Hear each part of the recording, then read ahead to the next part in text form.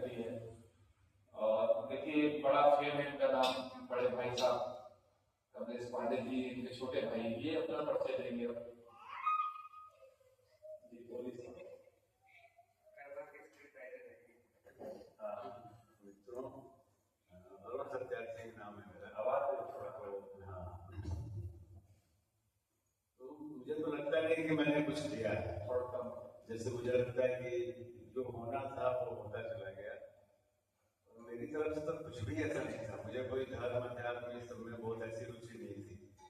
मैं तो सोचता था कि थोड़ा धर्म का था मेरे भीतर। धर्म का मतलब यही था कि थोड़ी दया, थोड़ी मनुष्यता हो हमारे भीतर, तो इसी को मैं धर्म समझता था। लेकिन ओशो के पास जाने से पता चला कि धर्म तो कुछ और भी है, बहुत कुछ है, ऐसा भी है। तो जी, तो ऐसा नहीं कह सकता कि मैं धर्म को जी रहा हूँ, लेकिन उस तरह के इशारे उनके हमेशा हम लोग के सबके साथ में हैं।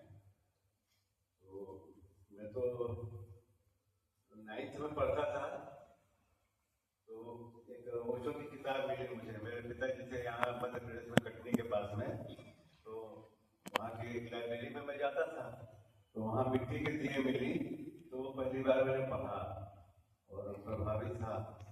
लेकिन मैं नहीं जानता था कि कौन है ये। फिर मैं इलाहाबाद चला गया पढ़ाई के लिए, क्योंकि वहाँ ज़्यादा सुविधा थी। तो वहाँ पर मेरे चाचा जी जो है पूरा कर्मकांडी ब्राह्मण थे, तो घर में वही पूजा पाठ का और माघ मेला, कुंभ मेला में कल्पवास करना, ये सब चलता था। साधु संतों का सत्संग करते थे। लेकिन मैं थोड़ा विद्रोही था, मैं एक तरह से नास्तिक जैसा था शुरू से। 13 साल तक मैंने भी पूजा पाठ किया, मुझसे जो कहा गया कि ये करो ये करो। लेकिन 13 साल के बाद मुझे लगा कि ये सब तो हमारा ही बनाया हुआ है, हमारा ही किया हुआ है, इसमें मेरे भीतर शायद तो कोई जुड़ाव नहीं है। इधर से कोई मुझे नहीं लगता कि मैं कर रहा हूँ। कहा जाता है कि ये करो, मैं कर देता हूँ, और मानो ये था। तो 13 साल के बाद वो छूट गया, और फिर मैं ऐसे ही इलाहाबाद में था, प्रयाग में। तो मेरे चाचा जी एक पेपर देख रहे थे, अखबार देख रहे थे, तो उन्होंने कहा कि आज आचार्य रजनीश का प्रवचन है, चलोगे? मैंने कहा होंगे कोई बाबा जी प्रवचन देने वाले, मेरा इस सब में कोई रुचि नहीं है।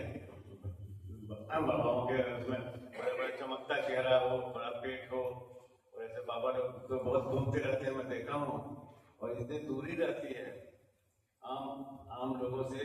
लोग साष्टांग करें और वो ऊंचे आसन में विराजमान रहे हैं। तो ये मुझे थोड़ा लगता था कि हृदय में थोड़ा सा हार्दिक मुझे नहीं दिखाई देता था कि जुड़ाव हो।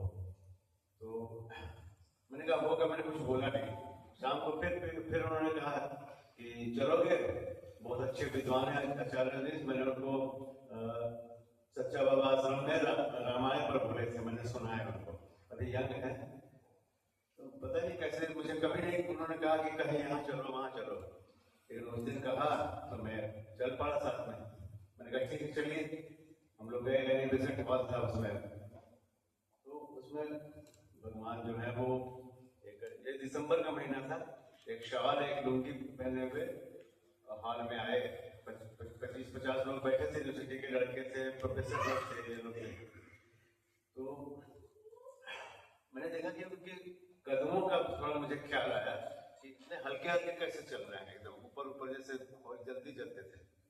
फिर वहाँ एक जज साहब थे, उन्होंने उनको फूलों की माला पहनाई और कहा कि आचार्य जी से अच्छे साधक है, लेकिन वही बोलते हैं जो हमारे शास्त्रों में लिखा हुआ है। तो फिर इसके बाद जो है वो एक तखत पर बैठे और उन्होंने बोला 1 घंटे तक। और पहली बार मुझे लगा कि ऐसा तो मैंने किसी को सुना ही नहीं, ऐसा मतलब कि वो एकदम क्रांतिकारी और उस तरह का सिंहनाथ था उसमें, मतलब ऐसा बोलते थे। बाद में तो बहुत वो हो गए, लेकिन उस समय एकदम बिल्कुल सिंहनाथ की तरह उनका वो था। फिर अगले दिन फिर प्रवचन था, और उस दिन मौसम खराब हो गया, अंदर चलने लगा कि बारिश होगी, बादल आ गए, हवा खूब तेज चल रही थी। तो मेरे चाचा जी से कहा कि चलिएगा नहीं, टाइम हो रहा है। बोले बाहर निकलने लायक नहीं है, ओले गिरने वाले हैं, घर में रहना है, बाहर नहीं निकलना। और उसमें पता नहीं कि मुझे धर्म अध्यात्म में कोई रुचि नहीं थी, लेकिन मेरे भीतर से ऐसे आया कि ऐसे मौसम में अगर कहीं सोना बरस रहा हो तो कोई नहीं जाएगा बाहर निकल के। तो ये मुझे भी नहीं मालूम था, क्योंकि मेरा कोई धर्म अध्यात्म में बहुत वैसे इंटरेस्ट नहीं था, मैं नास्तिक एक तरह से था। तो मैंने कहा ठीक है आप मत जाइए, मैं साइकिल उठाया और गया। उस दिन भी तो उस दिन ओशो ने पहले जो लाइन कही वो जज साहब की तरफ इशारा था। उन्होंने कहा था कि आचार्य जी वही बोलते हैं जो हमारे शास्त्रों में लिखा हुआ है। तो ओशो ने पहली लाइन कही कि कल मैं आपसे जिस पंडित की बात कर रहा था मुझे पता भी नहीं था कि वो मेरे इतने पास मिल जाएगा। तो मुझे सब अच्छा लगा उस समय। फिर प्रश्नोत्तर था, तीसरे दिन फिर प्रवचन था, मैं 3 दिन गया। तो उसको तो वहीं देखा, उसमें छोटी छोटी कुछ पतली किताबें निकली थी। फिर एक बार मेरे भाई आए वहां से बम्बई से, तो उनके पास भी 2 किताबें देखी। तो मैंने कहा अरे ये भी पढ़ते हैं। तो मैं उनकी मैगजीन भी मंगाने लगा जो अद्भुत निकलती थी। तो ऐसे धीरे धीरे वो हुआ। लेकिन अब मैं स्टूडेंट था, यूनिवर्सिटी में पढ़ता था, फर्स्ट ग्रेजुएशन कर रहा था। तो सुनता था कि यहाँ पर वो शिविर हो रहा, अशोक मनाली में हो रहा, तो माथेरान में हो रहा, तो माउंट आबू में हो रहा। लेकिन जा नहीं सकता था, पैसा नहीं था, पैसा भी नहीं, घर से परमिशन भी नहीं मिलती। फिर एक बार भाई ने बुलाया हमको वहाँ पुणे। तो यही संयोग है कि सब होता गया, मेरी तरफ से कुछ ऐसा नहीं था मुझे। हाँ वो एक था, वो पता नहीं क्या था जो मुझे नहीं पता कि जैसे कोई और हम लोग का सबका कुछ ना कुछ बिना उसका तो जुड़ाव होता ही नहीं है। मेरा भीतर से भरोसा है कि हम लोग सब कभी न कभी मिले भी हुए हैं अनेक जन्मों में, और अनेक समय में उनके साथ या और इस तरह के लोगों के साथ हम लोग जरूर रहे होंगे। अभी संयोग सब मतलब हो रहा है छात्र। फिर वो गया तो मैं वहाँ, भाई ने कहा कि 10 दिन का शिविर है, पुणे में चले जाओ। तो गया मैं वहाँ, और मेरे लिए बिल्कुल नया था, प्रयोग था। सक्रिय ध्यान, कुंडली, नटराज, नाद ब्रह्म, विपස්සना, सूफी और गौरी शंकर। आज स्वामी जी कह रहे थे कि शायद वो जो श्रेष्ठ ध्यान है बहुत वो है, मतलब वो है बहुत पावरफुल है वो। तो वो सब मैं करता था। फिर एक दिन सूफी में जाने लगा। सूफी में वही अल्लाह वाहेगुरु, जय शिव ओमकार, ये सब होता था। तो एक अनीता करके विदेशी थी, इंग्लैंड की, बुद्धिस्ट मॉन्क जैसा चेहरा था, एकदम सख्त। उसके चेहरे पर जरा भी मुस्कुराहट नहीं आती थी, और वो सूफी कराती थी जिसमें थोड़ा भाव वाली चीजें हैं। तो उसमें मैं 2-3 दिन गया। फिर अचानक उसमें से निकला और मैंने सीधे जाके सन्यास का फॉर्म भर दिया। तो ऑफिस में गया कि सन्यास का फॉर्म भर दो, जबकि मुझे कुछ भी सन्यास के बारे में या इसके बारे में कोई वो नहीं था, और जैसे पता नहीं क्यों हुआ। तो गया तो वहाँ फॉर्म भरा। फिर अगले दिन फिर जब सूफी में गया तो अनीता ने कहा कि कल ओशो के सामने सूफी नृत्य है, और जिनका सन्यास है उनका ठीक है, बाकी लोग ऑफिस में जाके अपना फॉर्म भरने चाहते ओशो के पास जाए। तो इस तरह से गया वहाँ। फिर ओशो के पास जब गया तो उन्होंने पीछे में बैठा था, मेरी आदत थी हमेशा पीछे की तरफ रहने की। तो मैं कभी मिला तो नहीं था उनसे, देखा था उनको। तो मेरा नाम आया तो उन्होंने जोर से आवाज दे के बुलाया, नाम लेके, आओ तुम आओ। मैं कभी मिला नहीं था, मुझे तो जानता नहीं, पहली बार आया हूँ। तो मैं गया। फिर तो उन्होंने पूछा, मुझे सबसे पूछते थे कहाँ से आए हो, क्या पढ़ाई किया। अच्छा ये किया है, मैं किया, इससे किया है। अच्छा। फिर उन्होंने कहा पूछना है, सबसे पूछते। तो मेरे भीतर दुख था, भीतर दुख भरा हुआ था, एक तरह से डिप्रेशन जैसी मेरी हालत थी। तो आवाज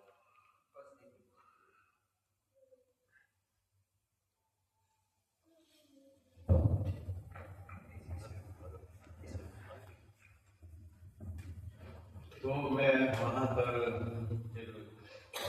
मैं वो पूछना था, लेकिन मैंने ध्यान के बारे में पूछा।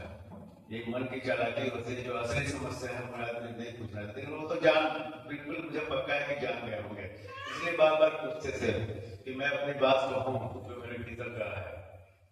तो मैंने कहा कि यहाँ आने से पहले ध्यान बम्बई में कुछ होने लगा, कुछ किया नहीं, और यहाँ सब जो भी ध्यान होते उसमें मैं जाता हूँ तो होता है। तो उन्होंने बड़े उससे कहा, अच्छा ध्यान किया, कुछ करने की बात नहीं है, करने की जरूरत नहीं है, जो अपने से हो वो अच्छा, जो अपने से हो वो सबसे अच्छा। 2 बार उन्होंने कहा। फिर जो है मैंने कहा कि आपको इलाहाबाद में मैंने देखा था, जब आचार्य के रूप में, ये नहीं कहा आचार्य के रूप में, इलाहाबाद में आपको देखा था। तो मुस्कुराए, बोले कुछ नहीं, लेकिन ऐसे मुस्कुराए, और मेरा दुख था। फिर मैं संन्यास के बाद और भी लोग थे, सबसे पूछते थे कौन सा ध्यान कर रहे हो, कौन सा कर रहे हो, क्या किया है, ये करो, ऐसा पूछते थे।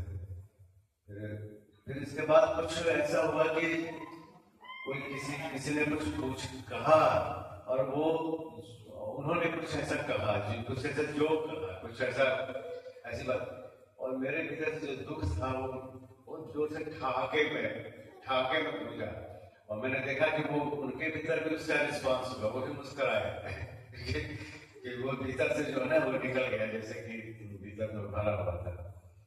इस तरह फिर आश्रम में रहने का तो कोई बहुत मेरा वो नहीं था, रुचि नहीं थी, लेकिन हमें शिविर में था। तो एक स्वामी योग चिन्मय थे, वो सेक्रेटरी ग्रस्त हुए थे, पुराने स्वामी जी थे, तो वो खाना खा रहे थे। मैं भी उसी कमरे में, हम लोग को 5 रुपए में खाना मिलता था, तो मैं गया खाना खाने, तो उन्होंने मेरी तरफ ऐसे देखा और बोला, आश्रम में रहना है? तो मैंने कहा, स्वामी जी आश्रम की आसक्ति पकड़ रही है, ये भी आसक्ति है कि आश्रम में रहना है, यहाँ रहना, वहाँ रहना। तो कुछ नहीं, फिर ऐसे एक संयोग हुआ, फिर मैं वहाँ रहने लगा, पब्लिकेशन में काम करने लगा, और करीब 3 साल 3.5 साल मैंने वहाँ किया। फिर मुझे वहाँ से हटा के दूसरी जगह भेज दिया गया, एक किचन में भेजा गया। वहां कहा जाता था कि ये साधना है, उसकी साधना हो रही है। तो वहां गया तो बड़े सुबह 10 बजे से लेके 8 से 10 तक हम लोग प्रवचन सुनते थे। इसके बाद 10 बजे के, फिर इसके बाद जो है सबको अपने डिपार्टमेंट में जाना है, सब काम में जाना होता था, काम ही ध्यान था बाकी। तो वहां पे गया तो इतने बड़े कड़ाहे आते थे, मक्खन लगे हुए, और एक कहीं आदमी को रात को 10 बजे तक मारते रहना था, जितने बर्तन आ रहे हैं। वो रेस्टोरेंट का क्या किचन था, आगे पढ़ते तो पता नहीं चलता कहाँ गए। और साहित्य में मेरी रुचि थी, कविताएं वगैरह जो है शुरू में था, लेकिन वहां जाने के बाद तो बिल्कुल था ही नहीं कि वो है, अहंकार है, कविता लिखना है, अपना कुछ वो करना, तो वो सब तो भूल गया था। लेकिन वहां गिरने के बाद 2-3 दिन में गया, फिर एक दिन रात को अचानक जो है मेरी नींद खुली कि बोला कुछ आ रहा, पता नहीं क्या आ रहा। थोड़ी देर बाद देखा कि बहुत से कुछ लाइनें आ रही हैं, तो मैं कागज पेन लेके लिखने लगा। सुबह बहुत सारी वो हो गई, लाइनें हो गई। तो मेरे बगल में एक आनंद जी रहते थे, उनको नींद नहीं आती थी, बीड़ी पीते रहते थे। तो हम लोग उस समय आश्रम के अंदर ही रहते थे, बाहर हम लोग को रहने के लिए जगह थोड़ी सी मिली थी। तो मैंने कहा कि पूरे स्वामी जी क्या लिख रहे हो? उन्होंने कुछ है ऐसा पता नहीं। तो फिर उन्होंने वो ले जाके वहां पब्लिकेशन में दे दिया। तो स्वामी चैतन्य कीर्ति थे, तो उन्होंने वो जो है अपने प्रवचन में जो कविताएं बोलते हैं, तो वो बहुत छोटे किताबों से उतारते थे, जिसमें अच्छे शायर थे, नीरज के, चाहे उर्दू के कई शायर थे उन लोग के। तो वो बहुत छोटे अक्षरों में, बहुत सुंदर अक्षरों में उतारते थे, और वो प्रवचन में बोलते थे उसको। तो वो हम लोग के पास भी आता था, पब्लिकेशन में काम करता था, तो वो छोटे अक्षरों में उसे मिलाना पड़ता था कि हाँ वो जो उन्होंने बोला है और जो इसमें बोलने में आया वो एक जैसा है कि नहीं। तो इस तरह से वो कविता जो थी उन्होंने गीत को उठने दो, साज को छिड़ जाने दो, चुप्पी को छूने दो, लफ्जों के नर्म तारों को, और लफ्जों को चुप्पी की गजल गाने दो। तो संयोग देखिए कि वो कविता आई पहली बार, और वो पिबत रमरस लगे तुम्हारी जो प्रवचन माला है कबीर पर, तो वो उसी दिन से शुरू हो रही थी। और उस कविता में भी कुमार आ गया था, जबकि मेरे मन में कुछ भी नहीं था। मैंने कभी सोचा ही नहीं कि मेरे भीतर कुछ इस तरह का मुझे लिखना है, ये। इस तरह ऐसे आई कविताएं फिर मैं दूसरी जगह गया जहाँ कपड़े धोते हैं, उसमें भी मुझे भेजा गया। जो गंदे कपड़े जो पोछे लगाए जाते हैं वो धोने का डिपार्टमेंट था। मैं था एक इटालियन और था, तो हम लोग कपड़े क्या था वो उस समय यही था, तो कपड़े धोते थे। तो वहां भी कविताएं आ रही थी, ऐसे बहुत सारी आई, 10-15 कविताएं, और ओशो के पास वो लोग भेजते थे और ओशो ने सब कविताओं को लिया। कुछ कविताएं उनके बारे में भी हैं, तो वो भी उन्होंने, मुझे लगता था कि उन्होंने शायद नहीं लिया, लेकिन कहीं ना कहीं उन्होंने उसको लिया, यूज किया।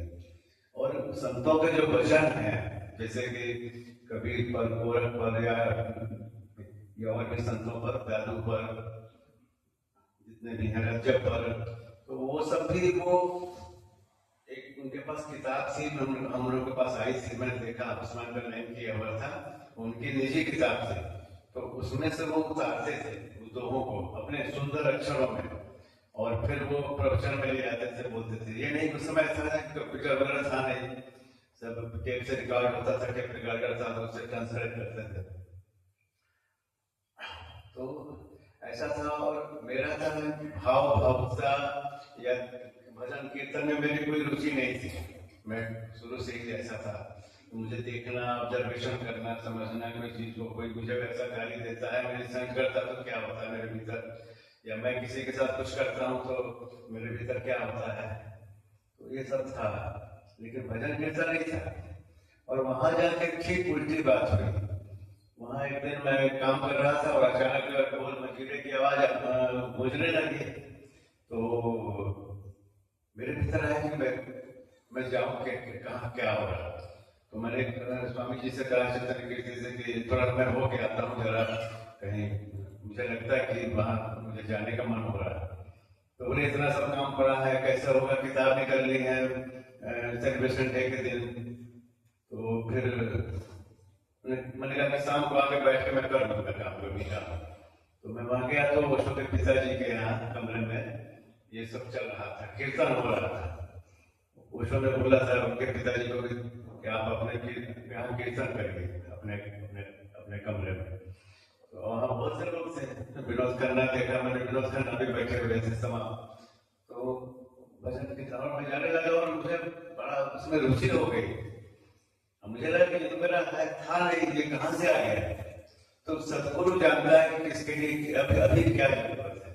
चाहे आप कुछ भी रहे हो, पिछली आपकी यात्रा कुछ भी रही हो, लेकिन अभी आपके लिए क्या है जो ठीक हो सकता है, जो हम लोग नहीं पहचान सकते कि क्या हमारे लिए क्या ठीक है। और वहां ऐसा था, देखा एक लड़की थी प्रदीपा, जो एकदम चलती थी, विदेशी लड़की थी, तो चलता था जैसे कि लहर चल रही हो, एकदम मुस्कुराते हुए, एकदम ऐसे मस्ती में डोलते हुए चलती थी। और उसको ओशो ने दिया था विपश्यना करने का, विपश्यना जाज़ेन, जिसमें से बिल्कुल वो नहीं होता, सिर्फ देखना होता, देखना। और एक जो अनीता थी, जो बिल्कुल बुद्धिस्ट मुस्कुराती नहीं थी, उसको दिया था सूफी। बाद में प्रवचन ओशो ने बोला कि मैं बैलेंस करने के लिए, कोई अगर एक गति में चला गया है तो उसको वापस लाने के लिए मैंने ऐसा किया है, जानबूझकर किया है कि किसी को जो जिसका सूफी का है उसको ध्यान दिया है, विपश्यना दिया है, और जो उस तरह का है जो जैन वाला है उसको मैंने सूफी दिया है।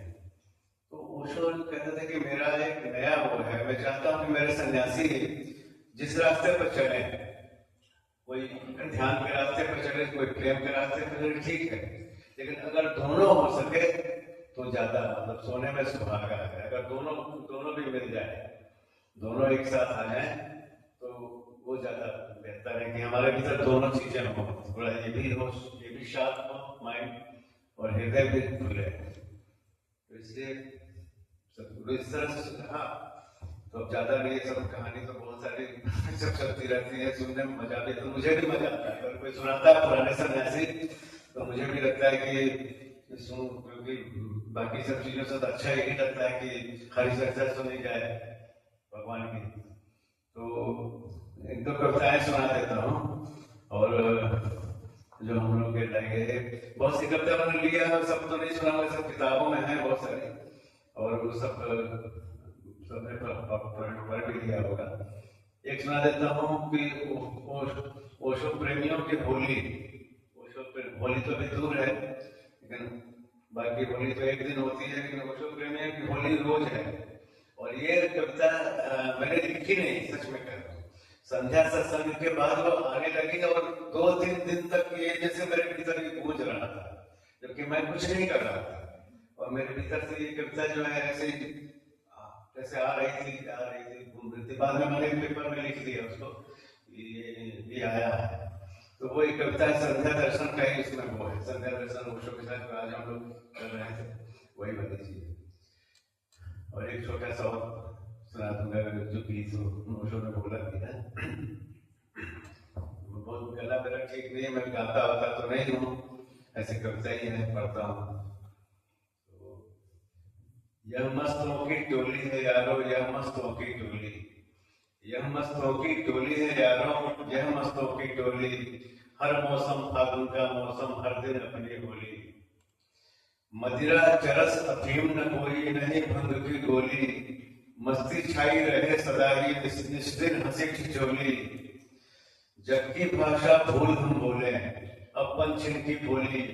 गाली गाली चखे हम अम्बवा और निमोली, नीम का फल।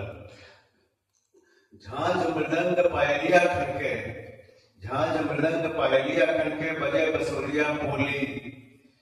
मन कान्हा संग हुआ दीवाना, मन कान्हा संग हुआ दीवाना, तन की राधा डोली। मन कान्हा संग हुआ दीवाना, तन की राधा डोली। बंधनवार सजे हर द्वारे, अंगना रची रंगोली। अगवानी में अपने सजन के, हर हृदय थाल लिए रोली। बंधनवार सजे हर द्वारे, अंगना रची रंगोली। अगवानी में अपने सजन के, हर हृदय थाल लिए रोली। आए अंगना चुपके से सजना, वो चुपके से ही आता है, पता नहीं चलता कब आ गया, कब आके उसने हमको अपने हाथ ले लिया। तो आए अंगना चुपके से सजना, मची रंग रस होली। सबने अपनी चुनर से दरिया, ओसो रस से भी होली। बोली सखी धोले अपनी चुनरिया, बोली सखी धोले अपनी चुनरिया, लोग करेंगे ठिठोली। मैं भोली मैंने रंगी चुनरिया, फिर ओशो के रंग धोली। रंग का ढंग मैं जानू क्या भोली, रंग का ढंग मैं जानू क्या भोली। सजन खिलाए जैसे खेलूं मैं होली। सजन हमारे ओशो सहजिया, मैं जस की तस होली। जस की तस होने का ही उनके सारी मैंने इशारा इतना ही पाया है कि जस का तस, कहीं कुछ होने का, पाने का, कहीं जाने का, कहीं ये वो छोड़ने का, पकड़ने का, जस का तस हो जाना जो है, मुझे लगता है कि उनका वो है कि आप जो हो वही बस हुआ है। लेकिन आसान नहीं है, सबसे कठिन है, मुझे लगता है कि यही चीज है। तो ये कविता है, एक कविता और गीत जैसा है, थोड़ा सा सुना देता हूँ।